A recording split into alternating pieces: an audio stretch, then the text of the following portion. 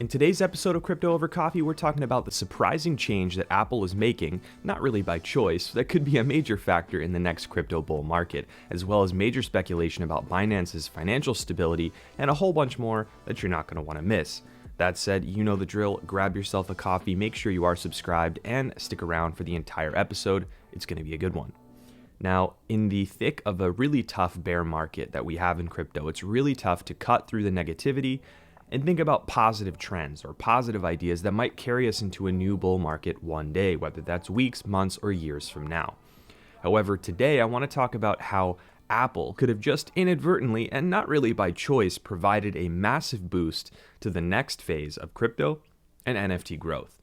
Just recently, a set of provisions passed in the European Union, or EU, for anti-monopolistic purposes would require Apple to allow third-party app stores or marketplaces on Apple devices by sometime in 2024.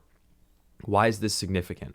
Well, because for years, Apple has come under fire from developers and consumers alike for its extremely stringent and limiting rules around in-app purchases and application stores that require developers to facilitate any type of sales on Apple devices through Apple's own App Store, and Apple takes a 30% cut of the action. Furthermore, Apple outright bans alternative forms of payments within apps like cryptocurrency. A well-publicized example of all of this at play, in the crypto space at least, was Apple's treatment of Coinbase's mobile wallet app, which was blocked after Apple requested a 30% cut of NFT sales, as if both were in-app purchases. Of course, Coinbase could not comply with this and was forced to limit and or remove those features. So without an alternative app store, developers in this space in crypto have basically no choice but to pay fees or remove or limit features that follow Apple's guidelines for apps in their particular app store. This new law in the EU could open up the potential for a third-party app store, or DApp store, decentralized application store, that serves Web3 applications and interfaces to popular blockchain-based decentralized applications on public blockchains. And these apps would theoretically not be subject to Apple's stringent limitations. As you well know, mobile is still among the fastest growing and well-entrenched ways that users interact in the digital world every day. And mobile has long been touted as this huge frontier for mainstream adoption of crypto. It just hasn't really materialized. The general policy-related blockers associated with Apple devices and their app stores has meant that crypto and NFT adoption on iPhone, for example, has been rather limited, with exception to smart contract wallets, and portfolio trackers. But this change in policy could signal a major shift in the tide. Imagine every one of the iPhone users on Earth being able to fully access the world of Web3 directly from self-custody with their phone. It would be really significant. Now, the one caveat that I must mention here is that this only really applies to EU countries right now. So this would not be a sweeping global change that Apple has to apply. There are similar laws that have been floated in the US and other countries, and I've actually found some of that idealistic legislation there, but it's unclear how those laws are going to fare in actual voting. However, this is a major thread to keep an eye on over the next couple years as we hopefully move out of the bear market and back into at least a stable place to build from. It's very possible that the mobile frontier will be a major catalyst for crypto in the years to come, so we're going to have to wait and see how all this plays out and whether or not Apple's App Store situation in the EU does create an entire environment for Web3 apps. As if we hadn't had enough of the speculative whirlwind of negativity already, though, rumors have begun to swirl this week, and really prior to that Binance, the largest exchange player in crypto, is actually secretly facing insolvency or financial turmoil and might meet the same fate as FTX and others. Of course, these fears were stoked further by a really poor performance from CZ, the founder and CEO of Binance, on a Twitter Space and TV interview where his answers to some questions about Binance left a lot of room for speculation and concern. For one, he made comments on a Twitter Space about how self-custody, or users holding their own crypto in their own wallet rather than exchange, could be a risky move, citing that 99% of those who self-custody will lose money doing so. And this was, of course, read as CZ trying to subtly convince people to stop withdrawing from Binance in the wake of multi-billion-dollar outflows from the exchange in recent days. And then that fear about CZ's motives and what's going on behind the scenes was only compounded when he went on TV and gave some really unconvincing answers as to the financial stability of Binance when he was prodded very directly. And I get they were tough questions, but still the answers did not inspire confidence. And finally, as a cherry on top, the organization that did the proof of reserves audit for Binance, among several other exchanges, randomly announced it would cease all crypto-related offerings related to proof of reserves, adding again to the suspicion that it was somehow related to Binance. All those reports from Binance and other exchanges on that platform disappeared. With all that said, I really don't think we have enough information here to give us clear, data-driven indication that Binance is undeniably against the ropes financially. But there's a lot of speculation during a time where fear is totally warranted given what has happened to date, and there are some concerning things sort of in the space right now. The truth is we don't know, and when you don't know, you need to take the path that makes the most sense for you from a risk management perspective. And don't get me wrong, I trust Binance with my crypto about as much as I trust Super Clips to cut what's left of my hair.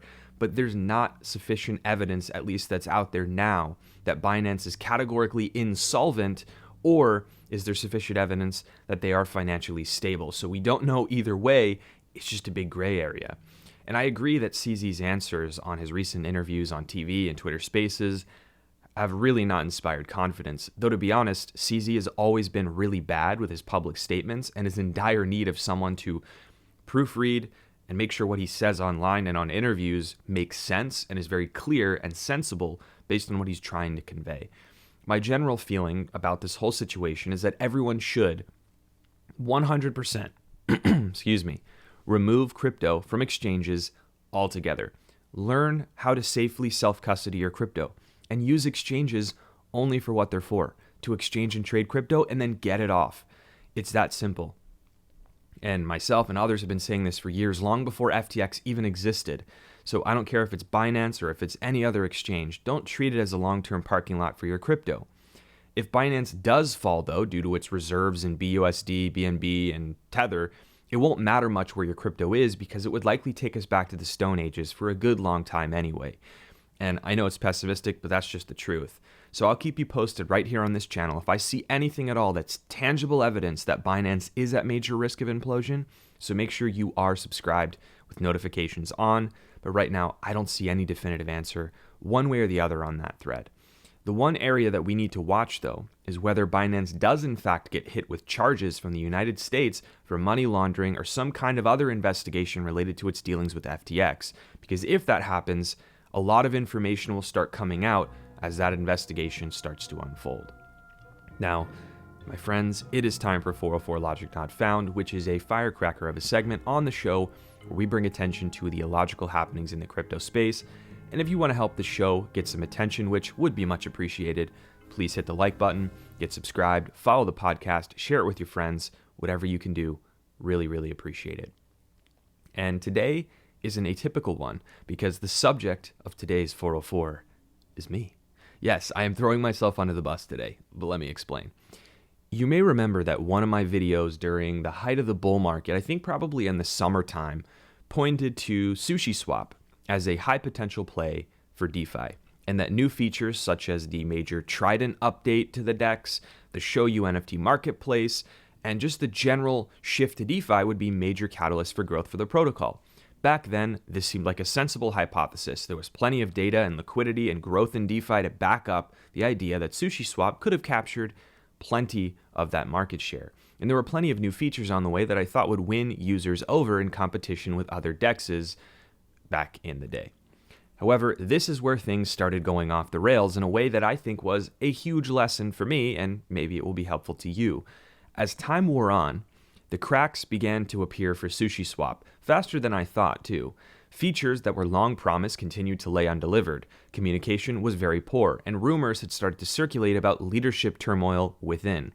There was a major developer exodus, which was originally postured as a willful departure of the main developer, and then other developers that were following that main developer just left of their own accord as well. We later found out that was not true. More on that in a second. The red flags had begun to get raised ever so visibly on the horizon for SushiSwap. But as human beings often do, The attachment to a hypothesis and seeking validation of that hypothesis mired my judgment and delayed action on reversing course. Shocking. Now, things have gotten somehow even worse for Sushi nowadays, which I'll talk about later in the show, so stick around for that. But I talk about seeking to disprove one's convictions or hypotheses and shake the grip of confirmation on bias on this show quite a bit. And I share this with you to illustrate not only how important it is, but how hard it actually is to do this, even if you know that you should and you commit to doing it.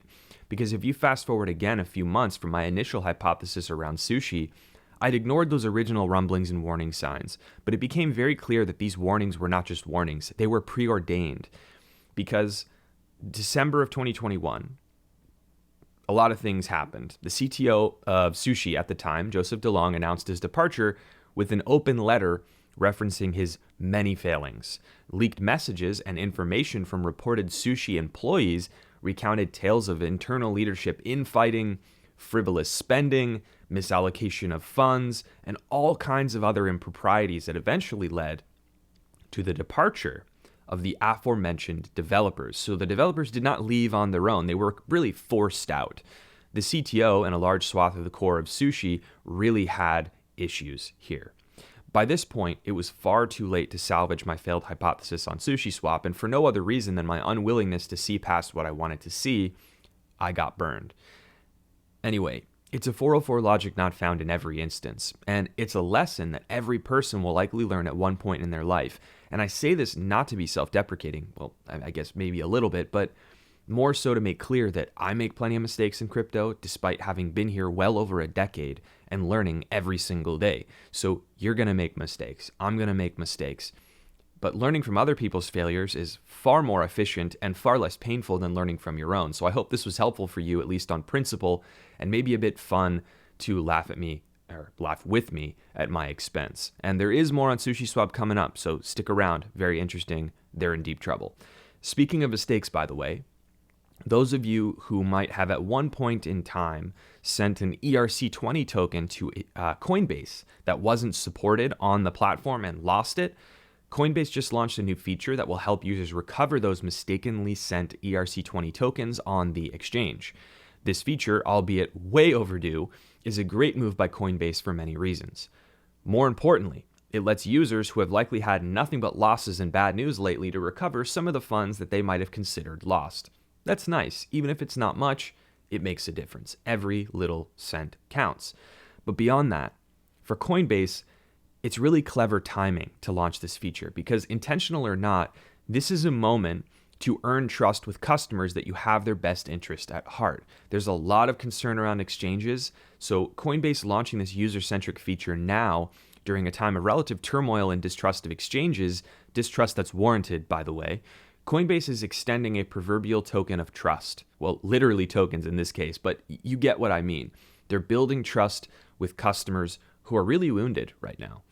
Better yet, Coinbase set this up so you could recover these tokens straight to your self-custody wallet. So they're not requiring you to drop those funds into Coinbase first or convert it to some token supported on the exchange so that you use the exchange. They're not trying to generate exchange revenue for trading of tokens with this feature. So today, around 4,000 ERC20 tokens are available to be recovered, and you can claim those assets by providing the transaction ID for the erroneous transaction, as well as the inbound Coinbase address you erroneously sent to. Just to let you know, there is a 5% fee associated with recoveries of tokens worth more than $100 net, but no fee for recoveries under that value. So if you've ever sent a token to Coinbase by mistake in an ERC20 capacity, it is worth trying to recover those now because you never know, maybe you'll get a little bit of that back. Now, during the 404 Logic Not Found segment about SushiSwap, I briefly alluded to the fact that things are not looking good for the project now, even under a transition of leadership. So let me elaborate on that a little bit more. It was reported recently that SushiSwap's treasury, which is the main bucket of funds that drives development and operation of the protocol, was running a significant deficit and not going to cover runway for the project through the bear market. The details of this deficit were outlined in a governance proposal shared by the core team with the community, which indicated a reduction of expenses from $9 million to $5 million and that resulted in only an 18-month or 1.5-year runway for the project based on the current treasury balance. So even with less expenses, they only have a 1.5 years of runway. This points to a systemic problem within the token economics of the SushiSwap protocol.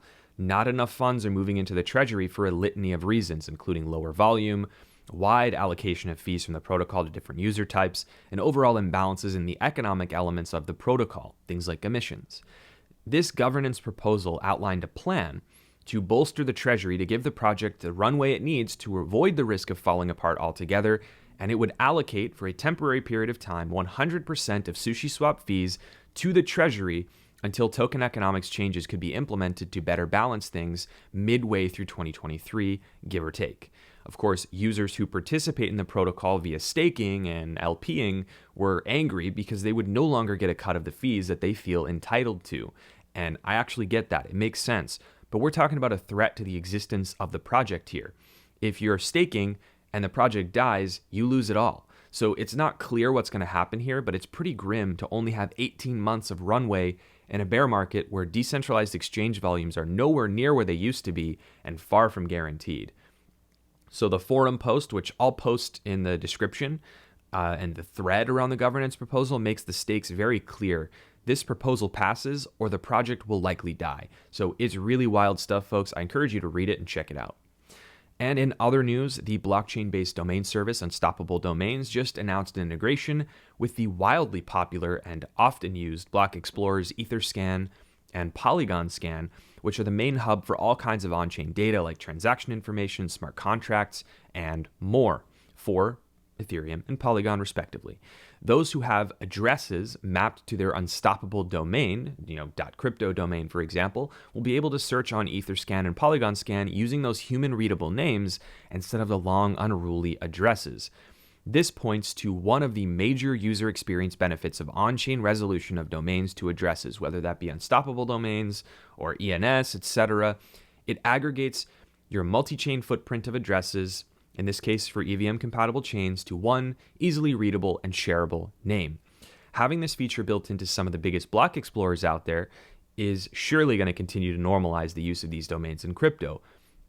And that helps realize this goal of having a unified profile that's portable across multiple blockchains and interfaces. So my hat goes off to Unstoppable Domains. I'm friends with them, really like what they're doing, so well done to them. And with that, my friends, that is going to do it for Crypto Over Coffee today. I want to thank you so much for checking out the show, and a quick shout out. There's this company called Brick Road. They make these awesome ceramic, Japanese-made, high heat treated mugs. You've got this really, general ceramic exterior, nice black interior, perfect coffee mug. And they donate their proceeds or piece of their proceeds to mental health charities, which I really like. So if you stick around to the end of the video, you're in the market for a new coffee mug, I'll leave a link to their Instagram in the description.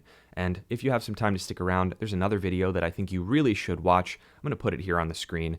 Really important information for you in the crypto space. So until next time, folks, until Q&A, that is, cheers.